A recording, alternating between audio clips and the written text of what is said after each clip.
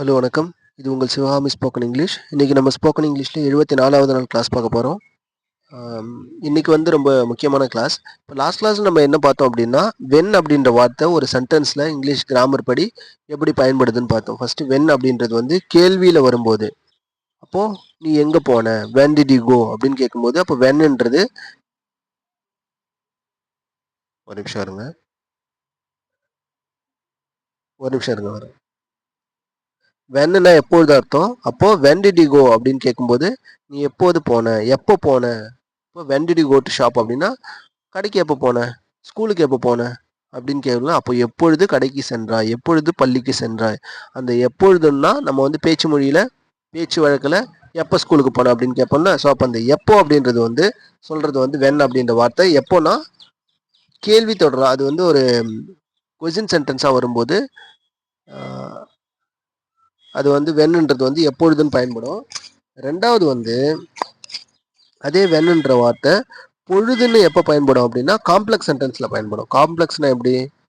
Simple, compound, complex. அதாவது தமிழ் இலக்கிய தமிழ் கிராமரில் பார்த்தோம்னா சிம்பிள்ன்றது தனி வாக்கியம், காம்பவுண்ட்ன்றது தொடர் வாக்கியம், காம்ப்ளெக்ஸ்ன்றது கலவை வாக்கியம். அப்போது வென் அப்படின்றது வந்து காம்ப்ளெக்ஸ் சென்டென்ஸில் வரும்போது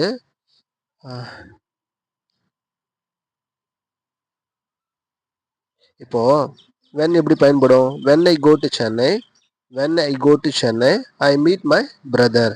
நான் சென்னைக்கு போகும்பொழுது என்னோட பிரதரை மீட் பண்ணுவேன். When I go to Chennai I meet my brother அப்படின்னு சொல்லுவோம்ல. ஸோ அப்போது when I go to Chennai அப்படின்னா நான் சென்னைக்கு போகும் பொழுது, நான் சென்னைக்கு போகிறப்போ என்னோட பிரதரை மீட் பண்ணுவேன் அப்படின்னு சொல்லுவோம்ல. அதுதான் வந்து காம்ப்ளெக்ஸ் சென்டென்ஸ். அப்போ காம்ப்ளெக்ஸ் சென்டென்ஸில் வந்து ரெண்டு பார்ட் இருக்கும்னு சொன்னேன். ஒன்று வந்து இன்கம்ப்ளீட் ஆகாமலேயும், அதாவது இந்த வென் வர்றது வந்து இன்கம்ப்ளீட் ஆகாமலேயும் அந்த பார்ட்டு, இன்னொன்று வந்து கம்ப்ளீட்டாக இருக்கும், கம்ப்ளீட்டான மீனிங்கை தரும் அப்படின்னு சொன்னேன். சரிங்களா? அப்போ வென்னுன்றது ரெண்டு விதத்தில் ஒரு சென்டென்ஸில் பயன்படுது. ஒன்று வந்து கேள்வி வாக்கியத்தில் வரும்போது எப்பொழுதுனும், காம்ப்ளெக்ஸ் சென்டென்ஸாக வரும்போது when I go to Chennai I meet my brother, when I go to London I will go to Trinity music college அப்படிலாம் சொல்லலாம். இப்போ லண்டன் போகிறப்ப ட்ரினிட்டி மியூசிக் காலேஜ் போவேன், இப்போ அங்கே போவேன் அப்படின்னு. அப்போ ஒரு செயலை செய்யும்போது இன்னொரு செயலை நான் வந்து செய்வேன். அப்போ அந்த when I go to, when I go to shop, when I go to college, அப்போ காலேஜ் போகும்போது, காலேஜ் படிக்கும்போது, கடைக்கு போகும்போது அப்படிலாம் சொல்லும்போது வென் வந்து பொழுதுன்ற வாக்கியத்திலையும் கேள்வியில் வந்து எப்பொழுதுன்னு பயன்படும்னு பார்த்தோம். சரிங்களா? அதே மாதிரி வைல், வென் ரெண்டுமே அந்த நேரத்தில் அப்படின்ற மீனிங்கில் தான் பார்த்தோம். அதை லாஸ்ட் கிளாஸ் உங்களுக்கு டவுட் இருந்துச்சுன்னா லாஸ்ட் கிளாஸ் போய் பாருங்கள். அடுத்தது வந்து இஃப். இன்னைக்கு பார்க்க போகிறது என்னன்னா ரொம்ப முக்கியம். இதே காம்ப்ளெக்ஸ் சென்டென்ஸில் ஃபர்ஸ்ட் ஒன் வந்து வென் இருக்கும், நிறைய இருக்குது. வென்னு, வேரு, ஹூ, தட்டு.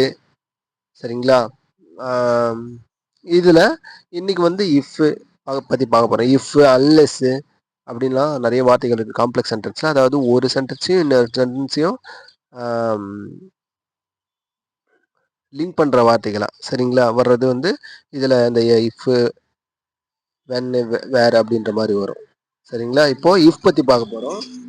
இஃப் என்ன அப்படின்னா, இஃப்னா நீங்கள் ஒரு அதே மாதிரி காம்ப்ளெக்ஸ் சென்டென்ஸில் பயன்படக்கூடியது தான். அப்போது இஃப்ன்றது வந்து ஒரு செயல் நடந்தால் ஒரு செயலை பற்றியும் ரெண்டு செயலை பற்றி கம்பேர் பண்ணி சொல்லணும். வென்னும் அப்படி தான் சொல்லணும், இங்கே இஃப்பும் அப்படி தான் சொல்லணும். இப்போ இஃப்ன்றது வந்து பாசிபிலிட்டியில் சொல்கிறது. பாசிபிலிட்டினா ஒரு அசம்ஷனில் சொல்கிறது, ஷியூராக சொல்ல முடியாது. வென் அப்படின்றது வந்து ஷியூரிட்டி சொல்லும், கன்ஃபர்மேஷனை சொல்லும். பட் இஃப்ன்றது வந்து ஒரு அசம்ஷனில் சொல்கிறது, ஒரு யூகத்தில் சொல்கிறது. சரிங்களா? நான் வேணா சொல்கிறேன் பாரு, இன்னைக்கு மழை வரும் அப்படி, இன்னைக்கு மழை வந்தால் நம்ம ஸ்கூல் லீவ் விட்டுருவாங்க அப்படின்னு சொல்லுவோம்ல. ஸோ அப்போது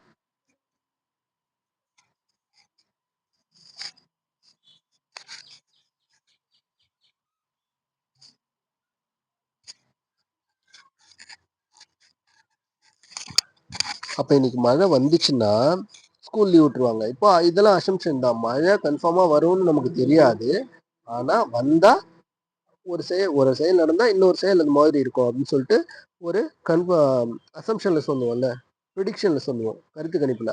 அந்த மாதிரியான இதெல்லாம் வந்து இஃப் அப்படின்றது வந்து யூஸ் ஆகும். சரிங்களா?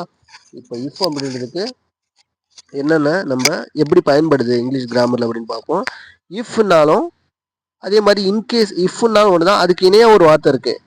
இன்கேஸ் நம்ம சொல்லுவோம்ல, இன்கேஸ் அப்படின்ற வார்த்தை, அது வந்து இன்கேஸ் நீ வரலன்னா நானும் உனக்காக அங்கேயே காத்துக்கிட்டு இருப்பேன், நீ வரலன்னா நான் உனக்காக அங்கேயே வெயிட் பண்ணிட்டு இருந்திருப்பேன், நீ வந்ததால நானும் வந்துட்டேன் அப்படின்னு சொல்லுவோம்ல. அப்போ இன்கேஸ் இஃப் எல்லாமே ஒன்று தான். நீ வேகமாக நடந்து போனால் அந்த பஸ்ஸை பிடிச்சிடலாம். அப்போ நீங்கள் பஸ் ஸ்டாண்டில் இருக்கீங்க, நடந்து போயிட்டுருக்கீங்க, திடீர்னு அந்த பஸ் வருது, நீங்கள் ஏற வேண்டிய பஸ் வருது. அப்போ திடீர்னு பார்க்குறீங்க, அப்போ ஒரு 2-3 பேர் சொல்கிறாங்க, எப்பா நீ வேகமாக ஓடுனா அந்த பஸ்ஸை பிடிச்சிடலாம் அப்படின்னு சொல்லுவாங்கல்ல. அங்கே தான் அந்த வேகமாக ஓடினால், நீ வேகமாக ஓடினால் அப்படின்னு வரும்ல, அதுதான் இஃப். அந்த ஆல் அப்படின்ற மீனிங்கை தரும். In case you run fast, in case you run fast you will get the bus. சரிங்களா? இந்த இன்கேஸ் வச்சு சொல்லலாம், இஃப் வச்சு சொல்லலாம். ஆனால் நம்ம ப்ராப்பராக இஃப் வச்சு தான் சொல்லணும். சரிங்களா? If you run fast you will catch the bus அப்படின்னு சொல்லிக்கலாம். சரிங்களா? அப்போ இன்னும் ஒன்று சொல்லுவாங்க, நீ மட்டும் நல்லா பாடினா அந்த ஃபஸ்ட் ப்ரைஸ் உனக்கு தான் அப்படின்னு சொல்லுவாங்கல்ல. If you sing well you will get the first prize, if you sing well you will get the first prize அப்படின்னு சொல்லுவோம்ல. அப்போது நீ நல்லா பாடினா உனக்கு தான் அந்த ஃபஸ்ட் ப்ரைஸ் அப்படின்னு சொல்லுவோம்ல. ஸோ அப்போது இஃப்ன்றது பயன்படும். சரிங்களா? அப்போ அன்லெஸ் அப்படின்ற ஒரு வார்த்தையும் இருக்குது. நம்ம அன்லெஸ் வந்து அப்போ பார்க்கலாம். இப்போ இஃப்ன்றது உங்களுக்கு புரிஞ்சுதா? நீ வேகமாக ஓடுனா அந்த பஸ்ஸை பிடிச்சிடலாம், மழை வந்தால் நம்ம வீட்டுக்கு போயிடலாம், இன்னைக்கு நம்மக்கிட்ட காசு இருந்துச்சுன்னா நம்ம போய் பானிபூரி சாப்பிடலாம். சரிங்களா? அப்போது ஒன்று இருந்தால் அதை செய்யலாம் அப்படின்னு சொல்லுவோம்ல. காசு இல்லைன்னா போவேணாம், காசு இருந்தால் நம்ம ஹோட்டலுக்கு போகலாம், காசு இல்லைன்னா போவேணாம். சரிங்களா? இதெல்லாம் கன்ஃபர்மேஷன், சாரி இதெல்லாம் அசம்ஷனில் சொல்கிறது. காசு இல்லை, கன்ஃபார்மாக இல்லை, ஆனால் ஒரு வேளை இருந்துச்சுன்னா நம்ம செய்யலாம். சரிங்களா? ஈவினிங்கே நம்ம கையில் காசு வந்துச்சுன்னா நம்ம செய்யலாம். அப்போ இஃப்ன்றது ரொம்ப பயன்படுது, நிறைய வாக்கியங்களில் வரக்கூடிய ஒரு வார்த்தை. சரிங்களா? இப்போ பாருங்களேன், இங்கே தமிழ் என்ன எழுதியிருக்கேன், வேகமாக ஓடுனா, நீ வேகமாக ஓடினா அந்த பஸ்ஸை பிடிச்சிடலாம். நான் வேகமாக ஓடலன்னா, ஓடவில்லை எனில் அந்த பஸ்ஸை பிடிக்க முடியாது. If you run fast you will catch the bus, if not அப்படின்னா வேகமாக ஓடலைன்னா, அந்த இஃப் நாட்ன்றது அந்த ரன் ஃபாஸ்ட்டை குடிக்காது. வேகமாக ஓடலைன்னா if not run fast you cannot get the bus. சரிங்களா? அப்போ if you run fast you will get the bus, you will catch the bus. If you not run fast, நீ வேகமாக ஓடலைன்னா you cannot get the bus, அந்த பஸ்ஸை பிடிக்க முடியாது. அப்போ இஃப்ன்றது வந்து பாசிட்டிவ் சென்டென்ஸ் வருது. ஒரு செயலை செஞ்சால் அதை பிடிக்கலாம். இல்லைன்னா இஃப் நாட் இல்லைன்னா இஃப் யூ நாட் அப்படின்ற சப்ஜெக்டை பொறுத்து நம்ம நாட்டு வரும்.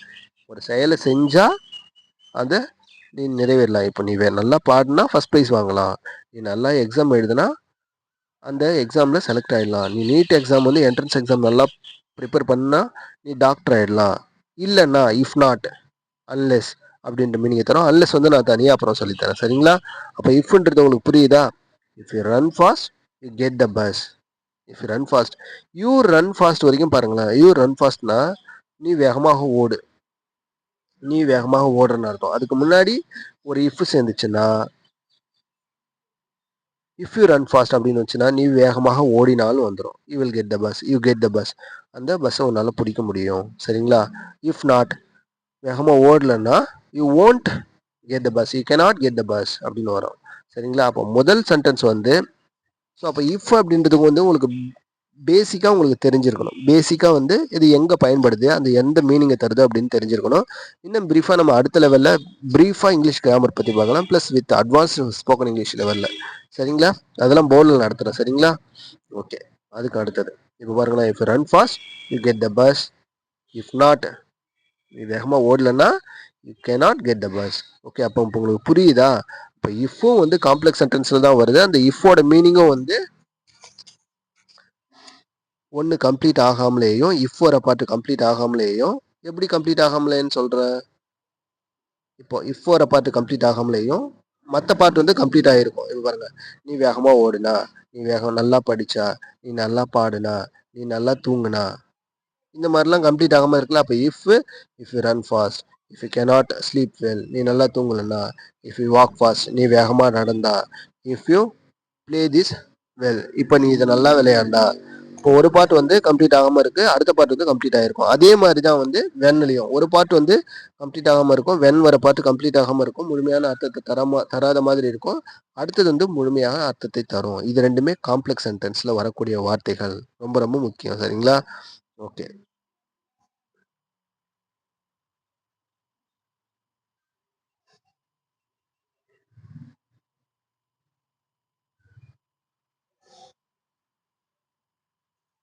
ஓகே. அப்ப இஃப்ப வந்து எப்படி பயன்படுத்துறோம்? அந்த பயன்படும் விதம் எப்படி அமையுது? ஒரு சில சென்டென்ஸ்லாம் பார்க்கலாம். If you write the exam well, இப்போ இஃப் முன்னாடி வந்துருச்சு. You write the exam well. You write the exam well வரைக்கும் என்ன மீனிங்கு? நீ தேர்வை நன்றாக எழுது அப்படின்னு அர்த்தம். யூ ரைட் த எக்ஸாம் வெல்னா தேர்வை நீ நல்லா பரீட்சையை நல்லா எழுது அப்படின்னு அர்த்தம். அதுக்கு முன்னாடி இஃப் சேர்ந்துச்சுன்னா, if you write the exam வெல்னா நீ எக்ஸாம் நல்லா எழுதுனா என்ன நடக்கும்? You will pass in the exam. இதை நம்ம அடிக்கடி நம்ம ஸ்கூல் படிக்கும்போது 10th 11th 12th வர பப்ளிக் எக்ஸாமில் இல்லை யூனிட் டெஸ்ட்லலாம் ஸ்கூலில் நடத்துகிற யூனிட் டெஸ்ட்லாம் நம்ம இந்த கேள்வி பார்ப்போம். If you write the exam you will pass in the exam. If you write the exam well you will pass in the exam அப்படின்னு சொல்லுவோம்ல. ஸோ அப்போ அதுதான். அப்போ if you write the exam வெல்னா நீ எக்ஸாம் நல்லா எழுதுனா நீ அதில் பாஸ் பண்ணிடுவ. இப்போ பாருங்க அடுத்த sentence. If I am late you won't wait for me அப்படின்ட்டு இருக்கு. ஐ எம் லேட்னா நான் ரொம்ப லேட் ஆகுறேன், எனக்கு தாமதம் ஆகுது அப்படின்னு அர்த்தம். நான் தாமதிக்கிறேன்னு அர்த்தம், எனக்கு தாமதம் ஆகுது அப்படின்னு அர்த்தம். இப்போ இஃப் சேர்ந்துச்சுன்னா, இஃப் ஐ எம் லேட்னா நான் லேட்டாக ஆனா, நான் வர்றதுக்கு லேட்டானா, இஃப் ஐ எம் லேட்னா நான் வருவதற்கு தாமதமானால், you won't wait for me அப்போ நீ எனக்காக வெயிட் பண்ணாத. இப்போ மொதல் பார்ட் வந்து ப்ரெசென்ட்லேயும், அடுத்த பார்ட் வந்து ஃபியூச்சர் எதிர்காலத்தில் நடக்க போகிறத அசம்ஷனாக சொல்லுது. சரிங்களா? இப்போ பாருங்கள் ஃபர்ஸ்ட் இந்த இஃப் சென்டென்ஸ் இஃப் கிளாஸ் வந்து எப்படி ஒரு ஃபார்மேட்டில் வருது அப்படின்னு பார்த்தா, முதல்ல இஃப் அப்படின்ற வார்த்தை வருது. அதுக்கு அடுத்தது வந்து ஒரு ப்ரெசன்டென்ஸ் வார்த்தை வருது. இது வந்து ஒரு பார்ட், கம்ப்ளீட் ஆகாத பார்ட். அதுக்கு அடுத்தது கம்ப்ளீட்டான பார்ட் வந்து ஒரு ஃபியூச்சர் டென்ஸாக வருது. சரிங்களா? அப்போ if you run fast, if you run fast, if வந்துச்சு, யூ ரன் ஃபாஸ்ட், நீ வேகமாக ஓடினா you will get the bus. சரிங்களா? If I am late, I am லேட்ன்றது present tense. If I am late அப்படின்றது ப்ரெசன்டென்ஸு. ப்ரெசன்டென்ஸில் இந்த இஃப் ஐ எம் லேட்ன்ற ப்ரெசன்டென்ஸில் ஒரு தன்மையை குறிக்கக்கூடிய வார்த்தை, அதாவது செயலை குறிக்காமல் ஒரு நிலையை குறிக்கிற வார்த்தை. அப்போது இஃப் ஐ எம் லேட், நான் தாமதித்தால், இஃப் ஐ எம் லேட் நான் வருவதற்கு தாமதமானால், you won't wait for me நீ எனக்காக காத்திருக்காத, எப்போ ஃபியூச்சரில் காத்திருக்காத, நீ வீட்டுக்கு போயிடு அப்படின்னு சொல்லுவோம்ல, அதுதான். அப்போ இஃப் வருது, அடுத்து ஒரு ப்ரெசன்டென்ஸ் வருது, அதுக்கு அடுத்தது அந்த அடுத்த பார்ட் வந்து பாஸ்ட் டென்ஸில் வந்துடுது. சரிங்களா? இப்போ இந்த இஃப் கிளாஸ் பொறுத்த வரைக்கும் வென்லேயும் அதே மாதிரி தான். இஃப் முதல்ல வந்தாலும் வரலாம், இல்லை கடைசியாக சென்டென்ஸோட அடுத்த பார்ட்டில் வந்தாலும் வரலாம். சரிங்களா? எப்படி சொல்கிறேன்னு பாருங்களேன். இப்போ if I am late you won't wait for me, இது இந்த இஃப் முதல்ல வருதா, இதே கடைசியில் கூட வரும். எப்படின்னா you won't wait for me if I am late அப்படின்னு கூட சொல்லுங்க. இப்போ ரெண்டாவது பார்ட்டில் வந்துட்டா இப்போ இஃப் வந்து நம்ம முதல்ல சொல்லிக்கலாம், கடைசியிலையும் சொல்லிக்கலாம். சரிங்களா? இப்போ இஃப் ஸ்பீக் வெல், ஸ்பீக் வெல்னா நன்றாக பேசுன்னு அர்த்தம், வெறும் தனியாகவே. ஸ்பீக் வெல்னா நன்றாக பேசு, யூ ஸ்பீக் வெல்னா நீ நன்றாக பேசுன்னு அர்த்தம். இங்கே யூன்றது வந்து மறைஞ்சு வந்திருக்கு சப்ஜெக்ட். சரிங்களா? ஓகே. ஸ்பீக் வெல்னா நன்றாக பேசுன்னு அர்த்தம். அதுக்கு முன்னாடி இஃப் வந்துச்சுன்னா நீ நன்றாக பேசினால், நீ நன்றாக அந்த காம்படிஷனில் பேசினா என்ன கிடைக்கும்? பரிசு கிடைக்கும். If you speak well you will get the first prize. சரிங்களா? ஓகே. இஃப் நாட் பேசலன்னா, if you are not, if you are not speak well you cannot get the first prize, உன்னால் ஃபர்ஸ்ட் ப்ரைஸ் வாங்க முடியாது. அப்போது முதல் part பாசிட்டிவாக இருந்தால் அடுத்த பாசிட்டிவான ஒரு பதிலாக இருக்கும்.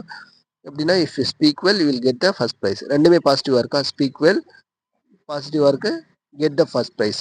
அப்போ ஃபஸ்ட்டு பார்ட்டு நெகட்டிவ் வந்துச்சுன்னா ரெண்டாவது பார்ட்டும் நெகட்டிவ் வரும். If you not speak well you won't get the first price.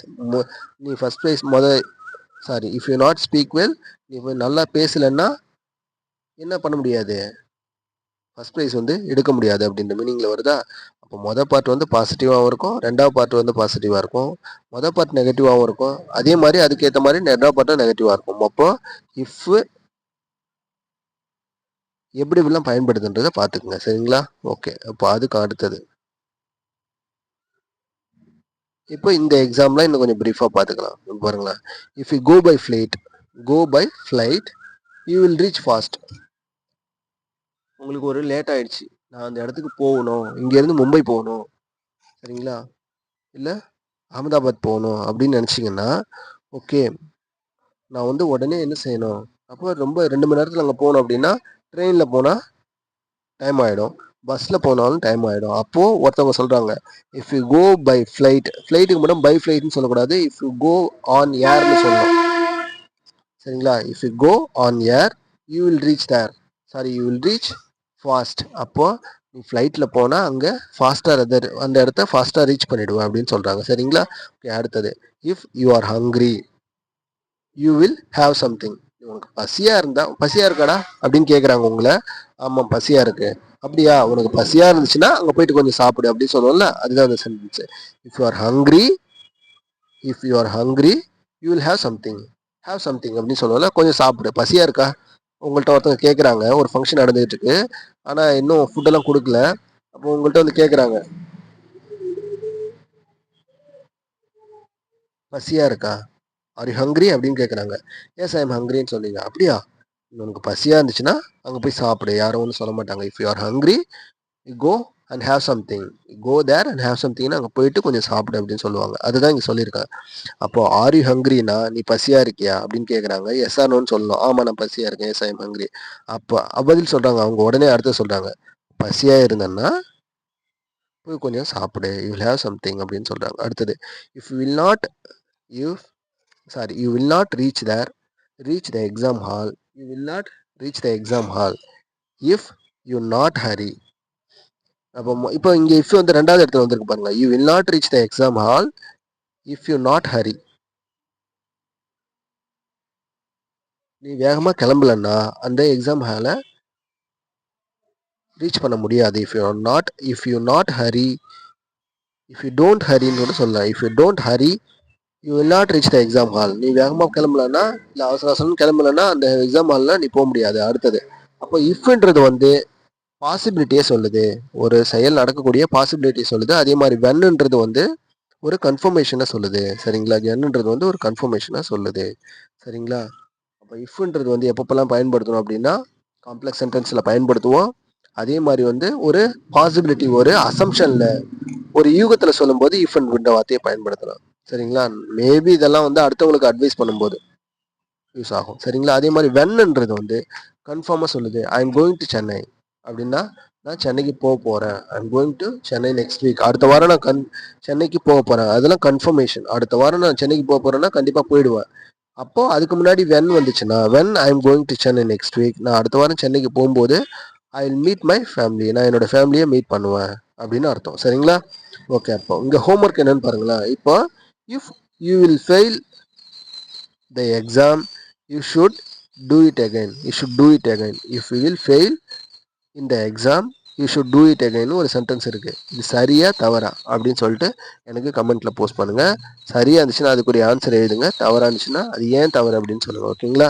So அப்போ உங்களுக்கு புரிஞ்சிருக்கும்னு நினைக்கிறேன். இந்த கிளாஸ் ரொம்ப இன்ட்ரெஸ்டிங்கான கிளாஸ் இது. ஸோ அப்போ இப்பெல்லாம் உங்களுக்கு தெரிஞ்சதுன்னா நீங்கள் நிறைய பேசலாம், நிறைய எழுத ஆரம்பிச்சலாம். சரிங்களா? ஓகே ஓகே அப்போ இன்னொரு கிளாஸில் அடுத்த வார்த்தையோடு சந்திப்போம். சரிங்களா? Okay, thank you, bye, meet tomorrow class.